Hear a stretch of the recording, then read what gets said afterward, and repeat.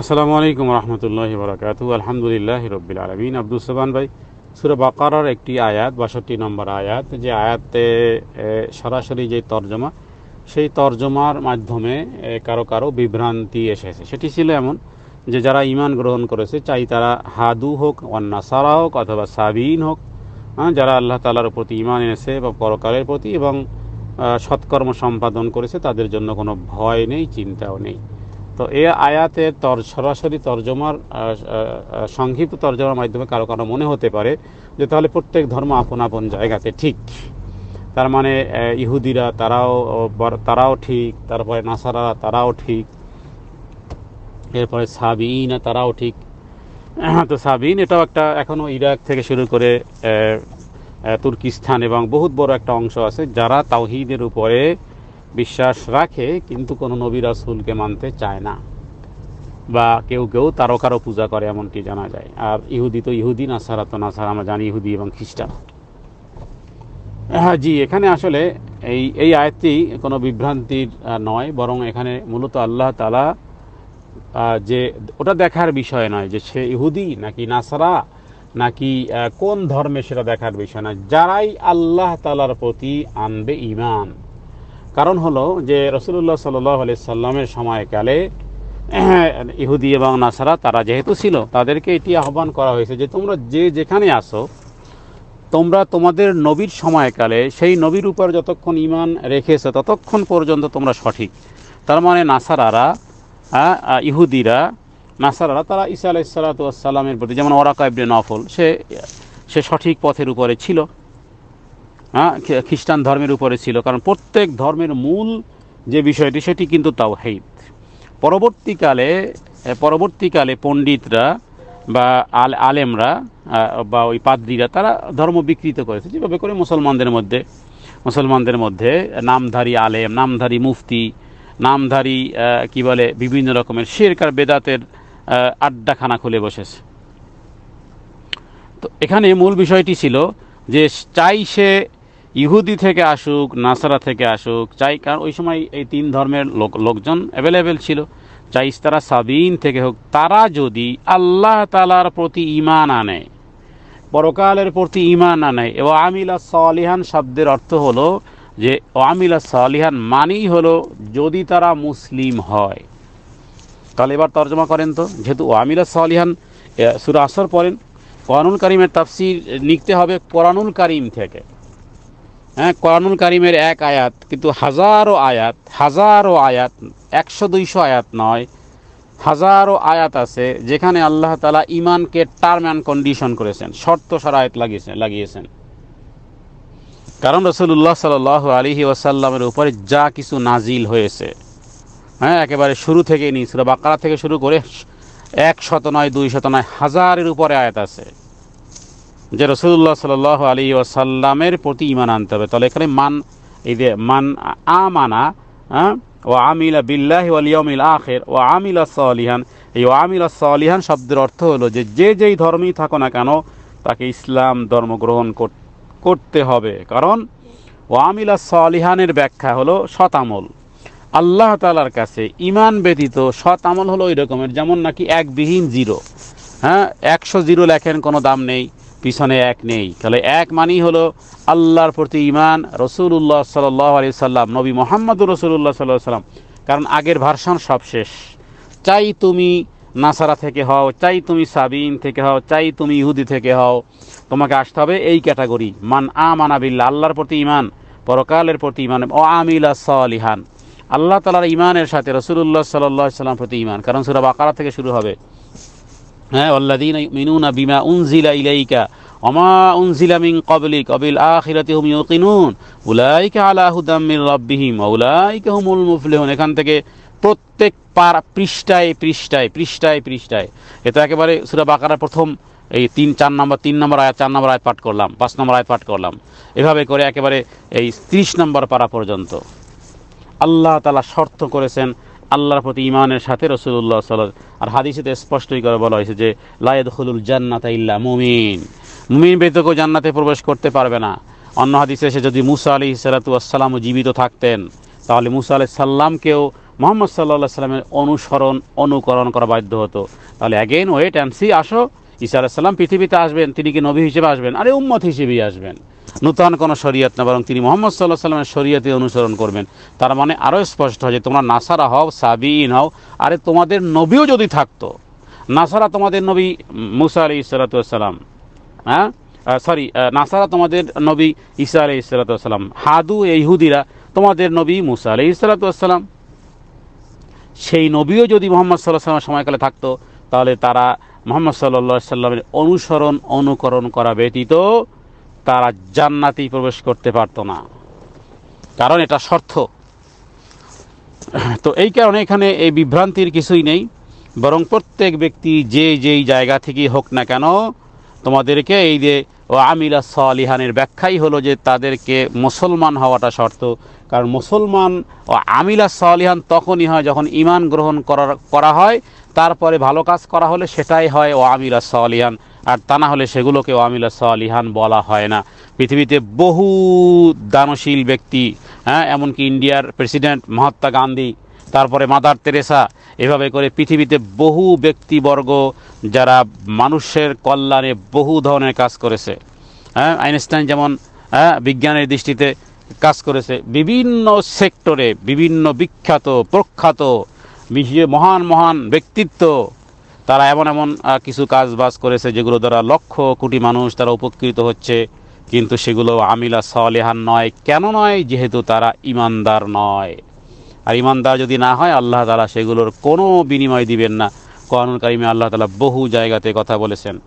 হ্যাঁ, সূরা বাইয়িনার মধ্যে সবার শেষে 30 নম্বর পারে আবার আসলাম, আল্লাহ তাআলা সেখানেও শর্ত করেছেন এইভাবে, হ্যাঁ, যে হুনাফা মুখলিসিনা লাহুদ্দিন হুনাফা ওয়া ইউকিমুস সালাত ওয়া ইউতুজ যাকাত ওয়া যালিকা দীনুল কাইয়্যিমা। দ্বীনের খুঁটি হলো এগুলো, এই খুঁটির মধ্যে আসতে হবে।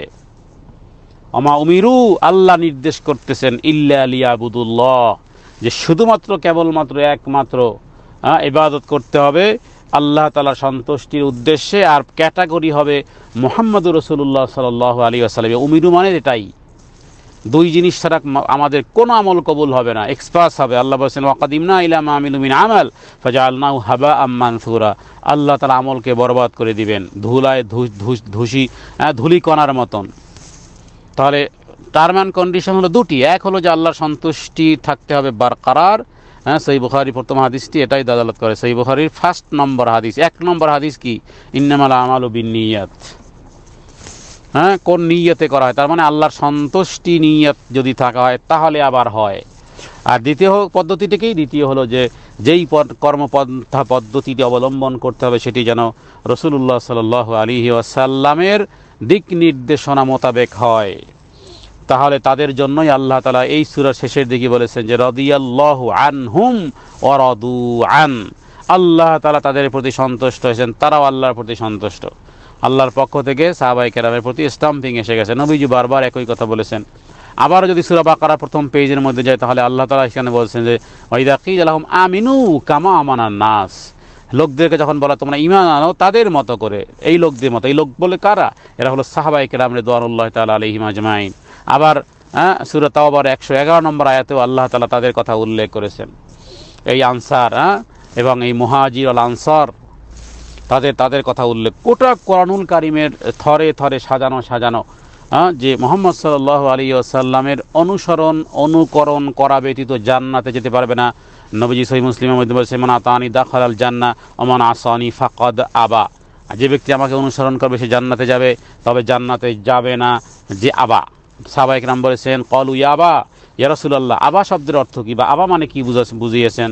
তখন নবীজি বলেছেন যে আবা মানে হলো যে আমাকে অস্বীকার করেছে, হ্যাঁ, আমার নীতিমালাকে অনুসরণ করেনি, নবী হিসেবে গ্রহণ করেনি, আমার বিধিবিধান যে অমান্য করেছে, সে হলো আবা। সেটাকে অমান আসানি ফাকাদ আবা, ওরা জাহান্নামে যাবে। সুতরাং আপন যখন নবী ছিল, যতক্ষণ পর্যন্ত মূসা আলাইহিস সালাম বেঁচে ছিলেন, যতক্ষণ পর্যন্ত ঈসা আলাইহিস সালাম বেঁচে ছিলেন এবং সঠিক তাদের অনুকরণ করেছে, তারা মূলত আনুগত্যকারী। কিন্তু যখন ওই নবীর বিয়োগ হয়ে যায়, এরপরে আবার যখন কোনো নূতন নবী আসে, নূতন নবী আসার আগ মুহূর্ত পর্যন্ত শরীয়ত ওটাই চলতে থাকে। যেমন নাকি ঈসা আলাইহিস সালাম থেকে আমাদের নবী মুহাম্মদ সাল্লাল্লাহু আলাইহি সাল্লাম নবুয়ত হওয়ার পর্যন্ত প্রায় 570 বৎসর, অথবা মতান্তরে আরও বেশ কিছু বৎসর। এই সময়কালেও কোনো ব্যক্তি যেমন ওরাকা ইবনে নওফল আরও অনেকেই ছিল যারা সঠিক ঈসাই ধর্মের উপরে প্রতিষ্ঠিত ছিল। তাহলে কিন্তু যখন নবী মুহাম্মদ সাল্লাল্লাহু আলাইহি সাল্লাম নবী হয়ে গেছেন, তখন আগেরটা সব রহিত। এবার নিউ আপডেট, নূতন ভার্সন যদি আপনার মোবাইলে আসে, পুরনো ভার্সন আর কাজ করবে না।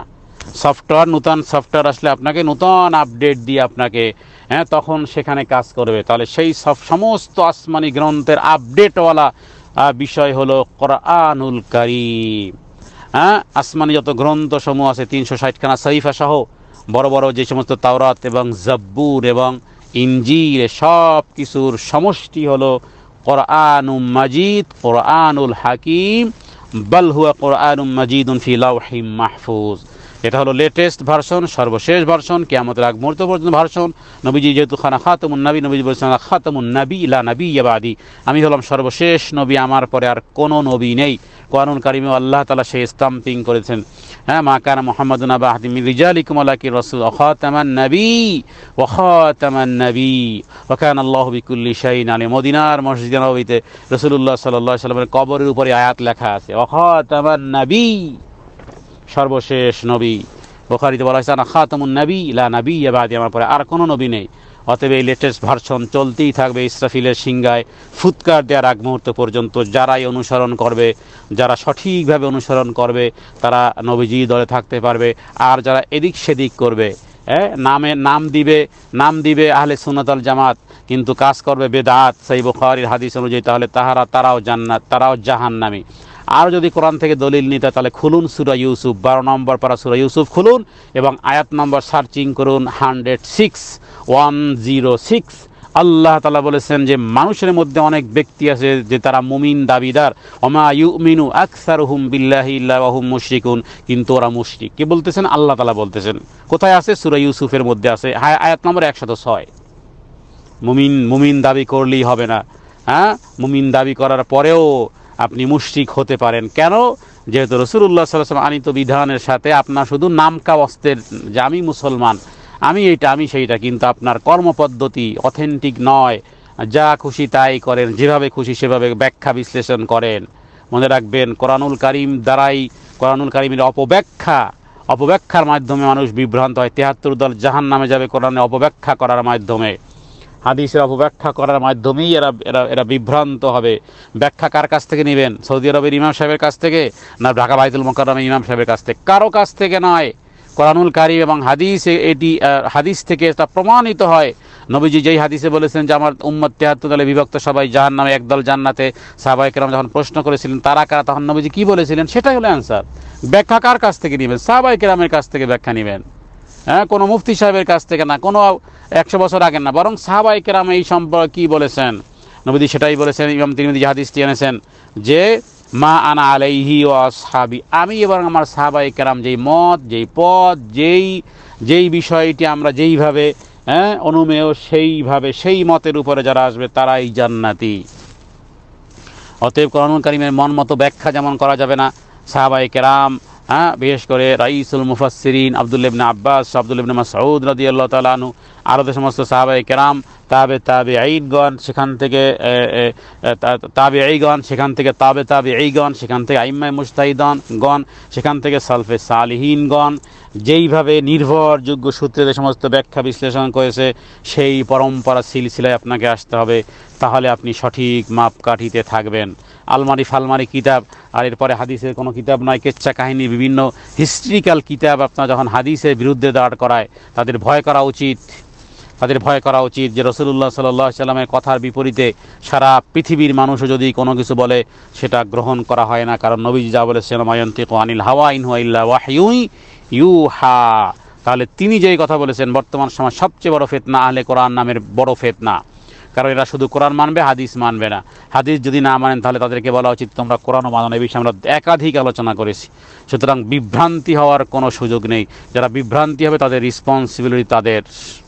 আমরা আল্লাহ এবং তার রসুল সাল্লাল্লাহু আলাইহি ওয়াসাল্লামের বিশুদ্ধ হাদিসগুলো আমরা মানব এবং সাহাবায়ে কেরামের যেই ব্যাখ্যা সেই ব্যাখ্যাই আমরা গ্রহণ করব। জি, আমরা এই মতের উপরে আসি, যারা আসবে আহলান ওয়া সাহলান।